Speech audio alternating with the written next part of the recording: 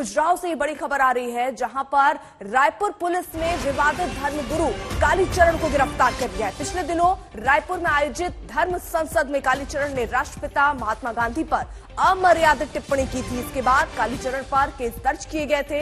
कालीचरण को रायपुर लाने की कार्रवाई भी की जा रही है। तो आपको बता दें, बड़ी खबर और बड़ी गिरफ्तारी। महात्मा गांधी पर अपशब्द कहने वाले कालीचरण को फिलहाल गिरफ्तार किया गया है। रायपुर लाने की तैयारी इसी के साथ हो रही है। आपको बता दें, उसके खिलाफ केस दर्ज हुआ था। उसके बाद से ही कालीचरण की तलाश में पुलिस जुटी हुई थी और एक बड़ी खबर, उसकी गिरफ्तारी हुई। रायपुर लाने की कार्रवाई भी अब तेज की जा रही है।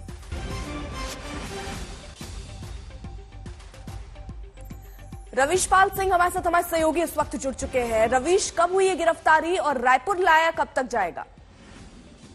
देखिए, आपको बता दें कि ये जो मामला दर्ज हुआ था 26 दिसंबर को, उसके बाद से ही लगातार कालीचरण की तलाश की जा रही थी पुलिस की तरफ से और कई सारी टीमें बनाई गई थी, क्योंकि लगातार लोकेशन जो है कालीचरण अलग अलग बदल रहा था। और जो आखिरी लोकेशन मोबाइल नंबर के आधार पर ट्रेस हुई थी कालीचरण की, वो खजुराहो में ट्रेस हुई थी। बीते 2 दिनों से रायपुर पुलिस ने खजुराहो में डेरा डाला हुआ था और जो हमारी बात हुई है रायपुर पुलिस के जो हमारे सूत्र हैं, जो अफसर है, उनके मुताबिक ये 2 से 3 अलग अलग जगहों पर लगातार अपना ठिकाना बदल रहा था खजुराहो में रहकर ही। इसलिए थोड़ी तकलीफ हो रही थी। लेकिन तड़के करीब 4 बजे के आसपास, यानी आज एकदम सुबह करीब 4 बजे के इसको गिरफ्तार कर लिया गया है रायपुर से ही, रायपुर कह रहा हूं मैं, खजुराहो से ही रायपुर पुलिस की तरफ से। और टीम जो है वो रवाना हो गई है खजुराहो से लेके देर शाम तक, यानी आज शाम तक कालीचरण को जो है रायपुर पुलिस रायपुर पहुंच जाएगी लेकर के। और ये जो सबसे बड़ी समस्या आ रही थी, वो आ रही थी कि ये लगातार कभी किसी होटल में, कभी किसी अपने निजी संबंधों का इस्तेमाल करते हुए किसी के यहाँ रुक रहा था। एक ने बताया ये जा रहा है, अभी शुरुआती जांच में ये भी सामने आया है कि इसने एक किराए से मकान भी ले लिया था, एक कमरा भी ले लिया था वहां पर। लेकिन जो लोकेशन थी मोबाइल की, वो लगातार इसकी ट्रेस होती जा रही थी और इसी के आधार पर पुलिस ने आखिरकार इसको दबोचा है। तकरीबन तड़के 4 बजे ये गिरफ्तारी हुई है और फिलहाल पुलिस की टीम जो है उसे लेकर के वहां से रवाना हो गई है रायपुर के लिए। अभी तक की ये जानकारी इसमें मिल गई है। ठीक है रवीश, आप रहिए जरा साथ और जल्दी से पहले ये सुनवा दे क्या बयान उन्होंने दिया जिसके बाद ये गिरफ्तारी हुई है। जरा वो बयान सुनिए। टारगेट राजनीति के द्वारा राष्ट्र कब्जाना है। उन्होंने हमारे आंखों के सामने 47 में कब्जा लिए भैया। 2 कब्जा है हमारे आंखों के सामने। ईरान, इराक, अफगानिस्तान तो पहले ही कब्जा चुके थे। बांग्लादेश और पाकिस्तान हमारे सामने कब्जाया, उन्होंने राजनीति के द्वारा कब्जाया। मोहनदास करमचंद गांधी ने सत्यानाश किया। वो नाथुराम गोडसे जी को नमस्कार है, मार डाला। कट्टर हिंदूवादी बिठा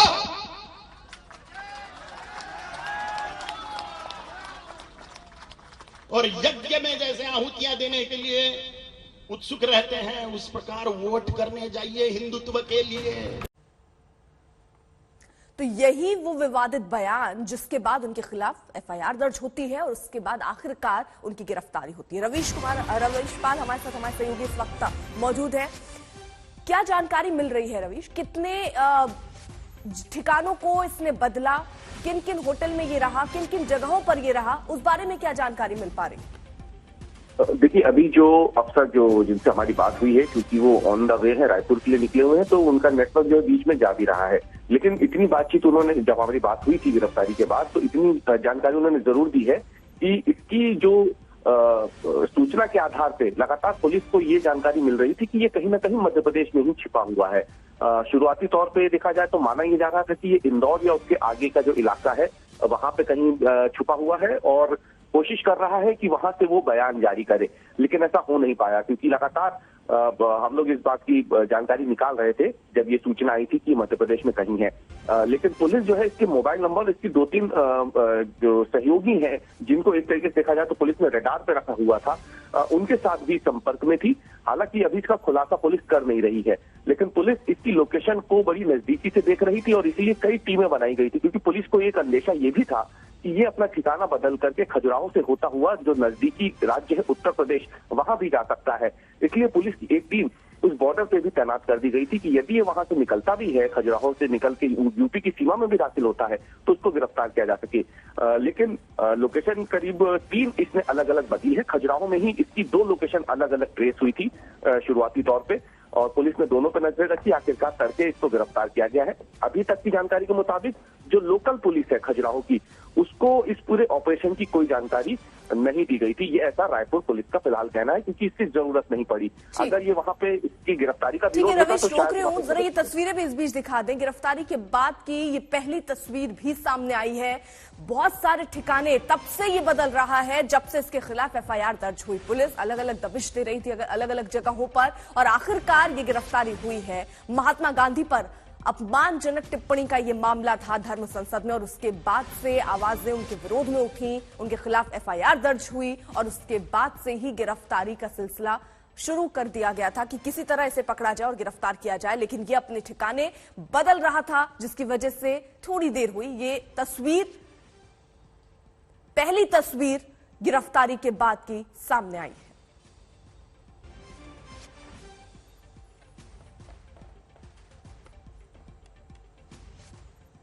अब बढ़ रहे आगे, बात कोरोना की। देश नए साल के स्वागत की तैयारी में जुटा है, लेकिन कोरोना का खतरा इस जश्न पर पानी फेरने को तैयार है। कोरोना के केस कल देश में अचानक बढ़ गए। दिल्ली से लेकर महाराष्ट्र तक में बढ़ोतरी का ग्राफ खतरनाक तरीके से बढ़ा है। ये रिपोर्ट जरा देखिए।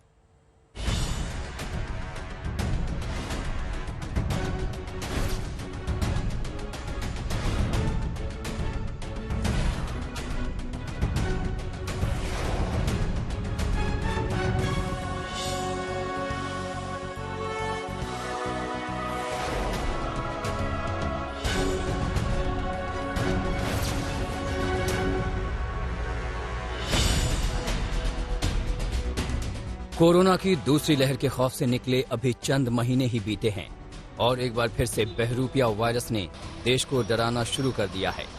दिल्ली हो, यूपी हो, महाराष्ट्र हो, राजस्थान हो, कोरोना के नए मामलों में चौतरफा उछाल शुरू हो चुका है। शुरुआत दिल्ली से करते हैं। दिल्ली में बीते 24 घंटे में कोरोना के मामले बढ़कर 923 हो गए, जबकि एक दिन पहले 496 केस आए थे। यानी 24 घंटे के भीतर दिल्ली में कोविड के केस करीब करीब 2 गुने हो गए। दिल्ली में कोविड के सक्रिय मामलों की संख्या बढ़कर 2191 पहुंच चुकी है। आपको बता दें कि अगर लगातार 2 दिन कोविड पॉजिटिविटी रेट 1% हुई तो दिल्ली में लेवल 2 यानी एम्बर अलर्ट जारी हो जाएगा। अभी दिल्ली में येलो अलर्ट है, यानी पाबंदियां और बढ़ जाएंगी। एक दिन पहले दिल्ली में ओमिक्रॉन के केस में भी रिकॉर्ड उछाल देखने को मिला था। अभी तक देखो जितना एक्सपीरियंस है, जो लोग ठीक होकर अस्पताल से घर गए हैं ओमिक्रॉन के, अभी तक एक भी पेशेंट को ऑक्सीजन लगानी नहीं पड़ी है जो ओमिक्रॉन से पॉजिटिव रहे हैं, और सभी लोग बिल्कुल ठीक होकर चले गए। तो अभी तक काफ़ी डॉक्टर्स का, स्पेशलिस्ट का, एक्सपर्ट्स का ये कहना है कि डेल्टा के मुकाबले में ये काफ़ी थोड़ा सा हल्का है। दिल्ली की तरह महाराष्ट्र में भी कोविड के मामले में खतरनाक उछाल देखने को मिला है। महाराष्ट्र में कल कोविड के 3,900 नए मामले सामने आए हैं। एक दिन पहले महाराष्ट्र में कोविड के 2,172 नए केस सामने आए थे, यानी बढ़ोतरी 2 गुने के करीब है। कल कोविड से यहां 20 लोगों की इस महामारी में जान भी चली गई। हालांकि अच्छी बात यह है कि 1,306 मरीज ठीक भी हुए हैं। अभी डबलिंग रेट तो बढ़ा हुआ है, आप देख रहे हो नंबर्स भी काफी बढ़ चुके हैं, लेकिन हॉस्पिटलाइजेशन काफी कम है। ये होते भी हम यही कहेंगे कि चिंताजनक हो तो भी पैनिक करने की जरूरत नहीं है। जो मास्क लगा रहे हैं, जिसका डबल वैक्सीन हुआ है, वो खुद अपनी, जो कोई अभी देख रहे हैं आप, सेफ्टी के लिए सतर्क रहिए, वही काम करते रहिए। महाराष्ट्र में कोविड को लेकर मुंबई एक बार फिर चिंता का सबब बन गई है। मुंबई में एक बार फिर कोविड केस में उछाल दर्ज हुआ है। मुंबई में कल कोविड के 2,510 नए केस सामने आए। इससे एक दिन पहले मुंबई में 1,377 नए केस आए थे। कोविड से कल यहां एक मरीज की मौत भी हुई है। हालांकि 251 मरीज ठीक भी हुए हैं। मुंबई के लिए चिंता की बात यह है कि धारावी में एक बार फिर कोरोना फैल रहा है। यहां 17 नए केस सामने आए हैं। जहां जहां भीड़ हो रही है, फिर वो मैरिजेस हो, फिर वो मॉल्स हो, तो रेस्टोरेंट्स हो, सेलिब्रेशंस हो, तो ये अपने को रोकने का काम या उसमें निश्चित तौर पर संख्या कम हो या संक्रमण नहीं हो, इसके जो भी सॉल्यूशंस हो सकते हैं वो हम निश्चित तौर पर करेंगे, क्योंकि संक्रमण रोकना है। देश के चुनावी राज्य उत्तर प्रदेश की बात करें तो यहाँ भी कोरोना पांव पसारने लगा है। कल कोविड के नए केसों ने 100 का आंकड़ा पार कर लिया। यूपी में कल 118 नए केस सामने आए। पिछले 5 महीनों में एक दिन में ये सबसे ज्यादा केस हैं। इनमें सबसे ज्यादा 25 नए केस लखनऊ से आए हैं।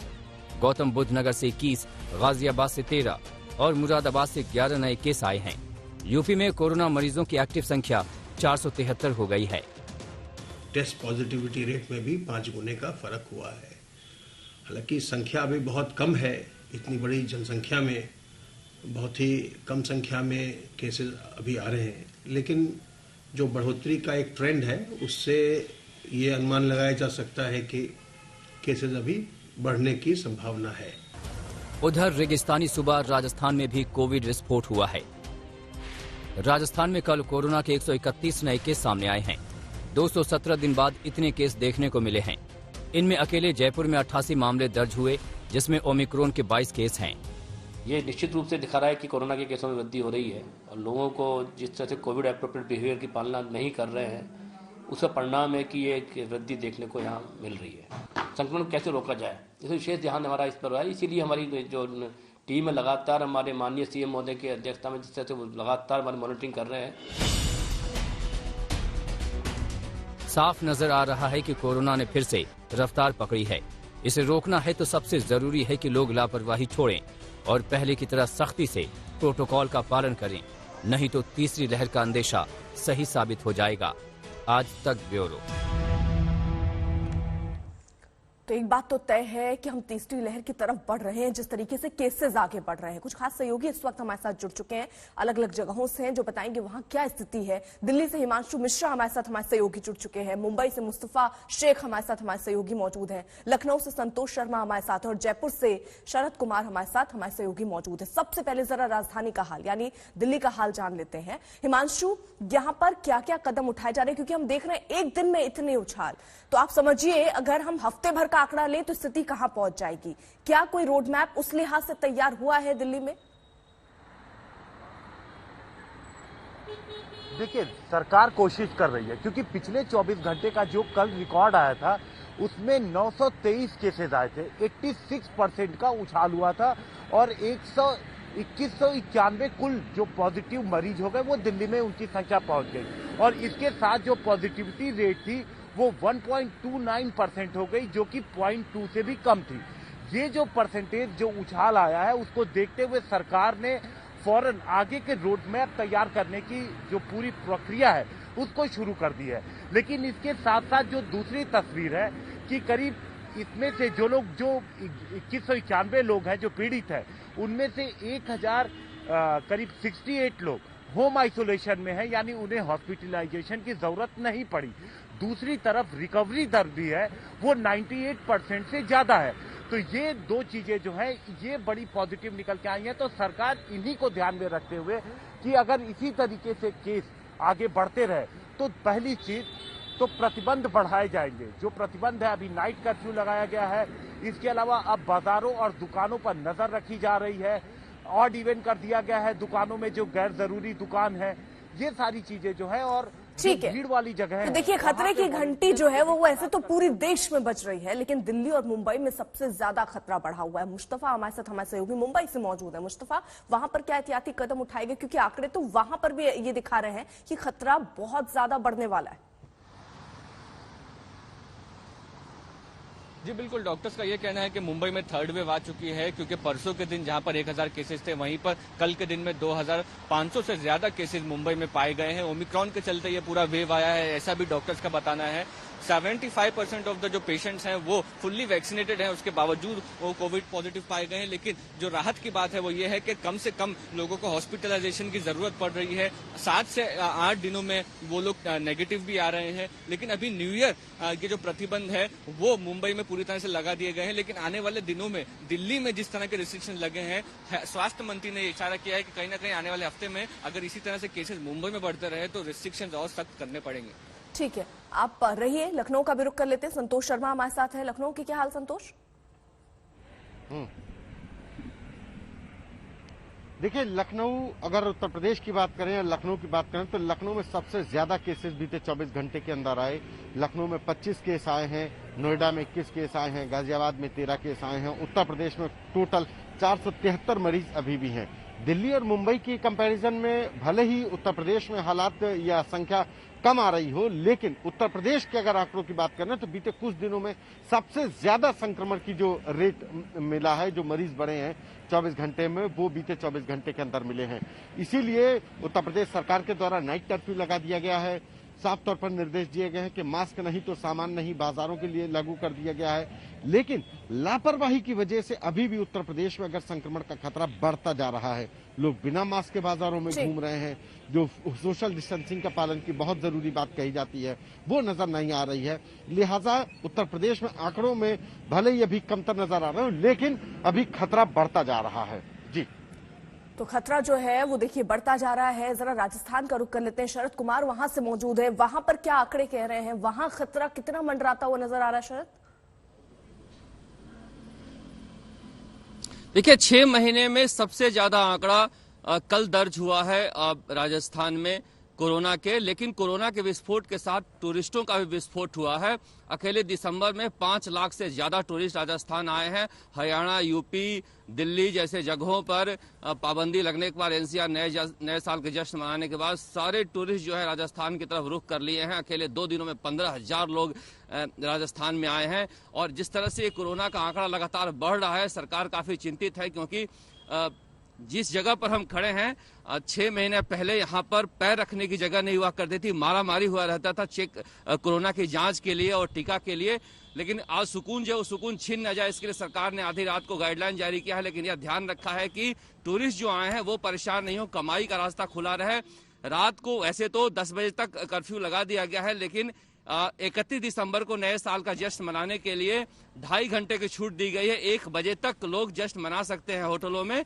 1 जनवरी के बाद से जो होटल होंगे, रेस्टोरेंट हैं, स्कूल हैं, कॉलेज हैं, मॉल हैं, वहां पर जो वैक्सीन दोनों डोज लगा चुका है वही जा पाएंगे। नियम बनाए गए हैं। लेकिन बड़ा सवाल है कि राजस्थान में अभी 50 लाख लोगों को एक भी डोज नहीं लगा है और 1 करोड़ 18 लाख लोगों को दोनों डोज नहीं लगे हैं। ऐसे में 2 दिनों में ये सारे डोज 1,18,000 कैसे लग सकते हैं, ये भी बड़ा सवाल है। लेकिन कुल मिलाकर सरकार ने काफी पाबंदी लगाई है। सारी पाबंदियां 1 जनवरी के बाद है, क्योंकि कमाई के बाद ही पाबंदी शुरू हो पाएगी। ठीक है, आप रहिए जरा साथ। देखिए, अब जरा एक नजर डालते हैं कोरोना के बढ़ते मामलों पर। किस तरह से नए साल से पहले पाबंदियां जारी हैं। दिल्ली में येलो अलर्ट है। रात 10 बजे से शाम 5 बजे तक कर्फ्यू के अलावा यहां कई तरह की पाबंदियां लग चुकी। उत्तर प्रदेश की अगर बात करें तो अभी कोरोना केस कम है, लेकिन एहतियात के तौर पर यहां रात 11 बजे से सुबह 5 बजे तक कर्फ्यू लागू है। मध्य प्रदेश का अगर रुख करें तो मध्य प्रदेश में भी नाइट कर्फ्यू जारी किया गया है। उत्तराखंड, राजस्थान और हरियाणा में रात 11 बजे से सुबह 5 बजे तक नाइट कर्फ्यू है। असम में रात 11:30 बजे से 6 बजे तक कर्फ्यू है, लेकिन यहां 31 दिसंबर को जश्न मनाने की छूट दी गई है। गुजरात के 8 शहरों में कर्फ्यू है। केरल और कर्नाटक में रात 10 बजे से सुबह 5 बजे तक कर्फ्यू है। वहीं महाराष्ट्र, जहां पर भी खतरे की घंटी बज चुकी है, महाराष्ट्र की बात करें तो मुंबई में धारा 144 काफी पहले से लागू है। वहां न्यू ईयर पार्टी पर भी कोरोना का ग्रहण लग चुका है। पार्टी के लिए जमावड़े की इजाजत वहां नहीं दी गई है और लोगों से यह भी कह दिया गया है कि वो घर के भीतर जश्न मनाएं, बाहर ना निकले, समंदर किनारे ना जाएं, पार्कों में नहीं जाएं, सड़कों पर भीड़ ना लगाएं। ये सलाह भी मुंबई वासियों को दी गई। वहीं 60 साल से ज्यादा और 10 साल से कम उम्र के लोगों को घर से बाहर ना निकलने को कहा गया। बंद परिसर में 50% क्षमता से जमावड़े की इजाजत दी गई है। तो एक तरफ कोरोना के केस बढ़ रहे हैं, दूसरी तरफ कोरोना नियमों के उल्लंघन का मामला भी जमकर सामने आ रहा है। दिल्ली हो, मुंबई हो, यूपी हो या गुजरात हो, कोरोना प्रोटोकॉल को ताक पर रखकर लोग बाहर निकल रहे हैं। ये रिपोर्ट देखिए।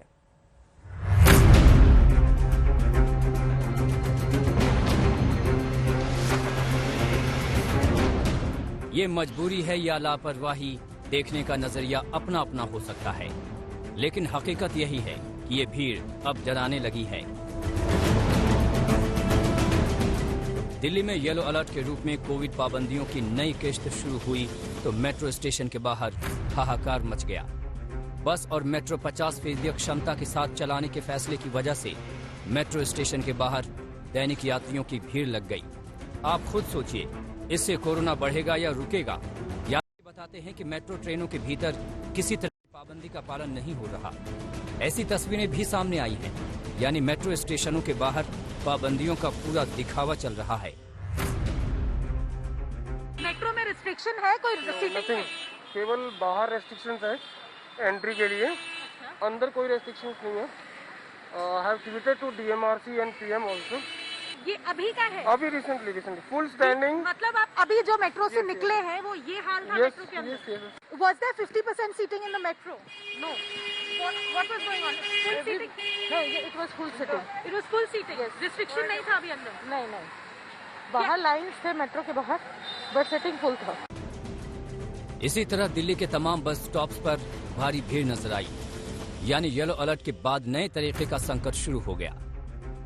देखिए, दिल्ली में हमने येलो अलर्ट जारी किया है और जो जिले की एडमिनिस्ट्रेशन होती है, district administration along with Delhi police, मिल के लागू कर रहे हैं सारे प्रोटोकॉल्स को, नॉर्म्स को।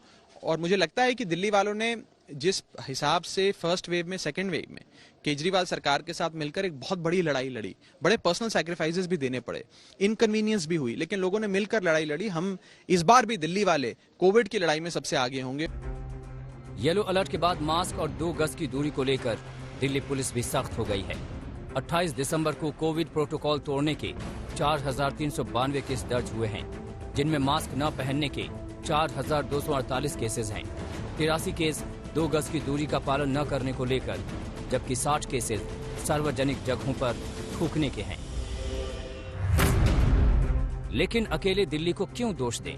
शहर शहर तो यही स्थिति है। मुंबई, कोलकाता, चेन्नई, अहमदाबाद, इन 4 शहरों की तस्वीर देख लीजिए। बेफिक्री और लापरवाही साफ नजर आ रही है। गुजरात में नाइट कर्फ्यू के बीच होते क्रिकेट टूर्नामेंट की मुख्य प्रायोजक है बीजेपी। मैच जीतने के बाद उमड़ी भीड़ का टाइटल एक बीजेपी विधायक ने कुछ यूं दिया: बोटाद में हुए फाइनल मुकाबले में बोटाद वार्ड 2 की शानदार जीत, युवाओं में खुशी की एक झलक। तो जब नेता और पार्टियां खुद ही कोरोना नियमों को तोड़ने के रोल मॉडल बन जाएं, तो लोग क्यों पीछे रहें? ये हाल तब है जब गुजरात में 7 महीने बाद करीब 400 नए मरीज सामने आए हैं। गुजरात में बढ़ते कोरोना के मामलों के बीच अब जो मरीज है, जो कोविड पॉजिटिव है, उनको अब अस्पतालों में लाया जा रहा है। दरअसल अहमदाबाद का ये वही 1200 बेड अस्पताल है जिसे अब एक बार फिर कोविड अस्पताल बना दिया गया है। और आप देख सकते हैं जो कोविड पॉजिटिव पेशेंट है वो भी यहाँ पे आना शुरू हो चुके हैं। गुजरात में पिछले 24 घंटे में 394 जितने के मामले आए हैं और पिछले 10 दिनों की बात की जाए तो इन मामलों में लगभग 100 गुना तक बढ़ोतरी है। यानी 10 दिनों पहले जो मामले थे वो 60-70 के आसपास थे, अब 394 हो चुके हैं। ओमिक्रॉन के मामले भी जो है वो भी करीब 80 के आसपास हो चुके हैं। भले आपकी न्यू ईयर पार्टी कैंसिल हो गई हो, लेकिन बंगाल में कोरोना को पार्टी देने की तैयारियां चल रही हैं। क्रिसमस और न्यू ईयर पर नाइट कर्फ्यू में ढील देकर पश्चिम बंगाल में अब तक 7 ओमिक्रॉन के केसेस पाए गए हैं और जो जाना जा रहा है कि 28 दिसंबर को लगभग 750 केसेस कोविड केसेस पाए गए हैं। एक दिन पहले 27 दिसंबर को लगभग 430 कोविड पॉजिटिव केसेस पाए गए। अब तक जो जाना जा रहा है कि पश्चिम बंगाल सरकार इस पर कड़ी नजर रख रही है। ममता सरकार कोरोना पर कितनी कड़ी नजर रख रही है, जरा इस पर भी नजर डाल लीजिए। ये तस्वीरें हैं गंगा सागर मेले की तैयारियों की, जिसमें कोरोना को डुबकी लगाने का मौका दिया जाएगा। देश भर में लाखों लोग मकर संक्रांति पर गंगा सागर में डुबकी लगाने पहुंचेंगे, जिनके ठहरने, खाने पीने के साथ साथ कोरोना संक्रमित होने पर इलाज की सुविधा के लिए 600 बेड का अस्पताल भी तैयार किया जा रहा है। ममता दीदी की मां माटी मानुष के प्रति प्यार देखिए कि गंगा सागर में मेला लगेगा, लेकिन कोरोना बढ़ा तो स्कूल में क्लास नहीं लगेगी। इनसे अच्छे तो बिहार के मुख्यमंत्री नीतीश कुमार हैं, जो बिहार में पिछले 24 घंटे में कोरोना के 77 नए मामले सामने आने के बाद ही तीसरी लहर का अलर्ट जारी कर दिया है। और अब तो दुनिया में और कई दौर और बिहार में भी तो तीसरे दौर की शुरुआत हो गई है। अब उसके लिए तो सब तरह की आपकी तैयारी है और यहाँ पर भी जो केंद्र सरकार की तरफ से गाइडलाइन है और राज्य सरकार में भी हम लोगों का उसके अनुरूप निर्णय है कि कैसे हम लोगों की मदद करें, किस तरह से अस्पतालों को चलाएं और कैसे लोगों को हम राहत पहुंचाएं। ये सब तो काम किया जा रहा है, अभी तो कोई जानता नहीं है। साफ है, कोरोना को हराना है तो फिर से युद्ध के मोर्चे की तरह सबको अनुशासित होना होगा। आपकी मामूली से मामूली लापरवाही आपके या आपके आसपास के लोगों के लिए मुसीबत बन सकती है। आज तक ब्यूरो। क्या आपने प्रधानमंत्री नरेंद्र मोदी की नई कार देखी है जिसकी खूबियां आजकल चर्चा का विषय बनी हुई हैं? आमतौर पर हमारे देश में जब भी किसी परिचित के यहाँ नई कार आती है तो लोग बधाई देते हैं और इसके साथ ही कार की खासियत और कीमत के बारे में पूछते हैं। इसलिए जब पीएम मोदी की नई कार आई तो उसके बारे में भी ऐसी ही जिज्ञासा होना स्वाभाविक है।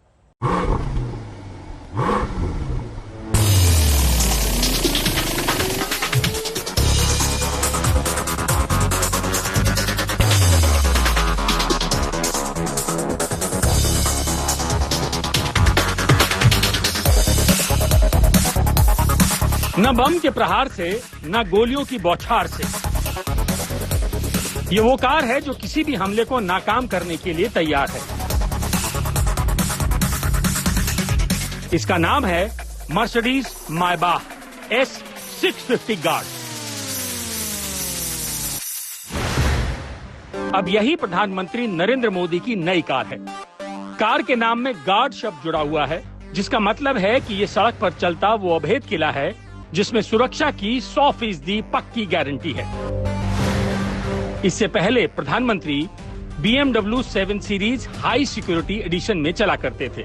इसके बाद पीएम के कारों के काफिले में रेंज रोवर सेंटिनल को शामिल किया गया। इसके बाद टोयोटा की लैंड क्रूजर भी पीएम के काफिले में शामिल हुई। लेकिन दुनिया की प्रीमियम और लग्जरी कारों में से एक मर्सिडीज मायबाह की अपनी ही शान है और इसमें सुरक्षा के बेहतरीन इंतजाम भी हैं। प्रधानमंत्री की नई कार का अपग्रेडेशन आमतौर पर स्पेशल प्रोटेक्शन ग्रुप यानी एसपीजी करती है। एसपीजी पर ही देश के प्रधानमंत्री और उनके परिवार की सुरक्षा की जिम्मेदारी होती है। एसपीजी ने सुरक्षा पहलुओं को ध्यान में रखते हुए रूटीन प्रोटोकॉल के तहत पीएम की कारों के काफिले में गाड़ी का बदलाव किया है।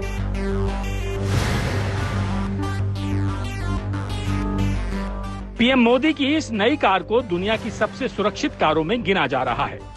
Mercedes मायबाह S650 guard VR10 level सुरक्षा से लैस है और इसे 2010 एक्सप्लोजन प्रूफ व्हीकल की रेटिंग भी मिली है, यानी ये कार बम धमाके के जरिए किए गए हमले को नाकाम कर सकती है। इतना ही नहीं, यदि इस कार पर गैस अटैक भी किया जाता है तो इसमें एक विशेष एयर सप्लाई मैकेनिज्म है जो गैस के हमले को बेअसर कर देता है। मर्सिडीज मायबाह S650 पुलमैन गार्ड में 6 लीटर का ट्विन टर्बो V12 इंजन है। ये 516 bhp की पावर और 900 Nm का टॉर्क जनरेट करता है। इसके अलावा कार के फ्यूल टैंक पर एक विशेष एलिमेंट का कोट दिया गया है जो गोली लगने से हुए छेद को अपने आप सील कर देता है। वहीं इसमें विशेष तकनीक से तैयार फ्लैट टायर हैं जो पंक्चर होने के बावजूद रुकते नहीं हैं, यानी पंक्चर की हालत में भी कार को चलाया जा सकता है। सुरक्षा के अलावा इस कार में सुविधाओं पर खास ध्यान दिया गया है। ये कार अंदर से चलते फिरते होटल की तरह है। इसमें लंबे लेग रूम के साथ आरामदायक सीट और मसाजर जैसी सुविधाएं हैं। कार की पीछे की सीटों को अपने हिसाब से पोजीशन किया जा सकता है जो लंबी यात्रा को आरामदायक बना देता है। हालांकि पीएम के लिए खास रूप से मॉडिफाई की गई इस कार में आराम से ज्यादा सुरक्षा के पहलुओं पर ध्यान दिया गया है।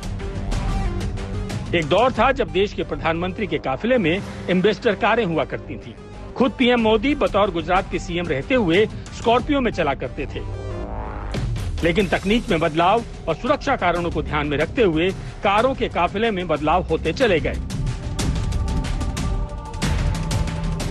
हिमांशु मिश्रा के साथ ब्यूरो रिपोर्ट, आज तक।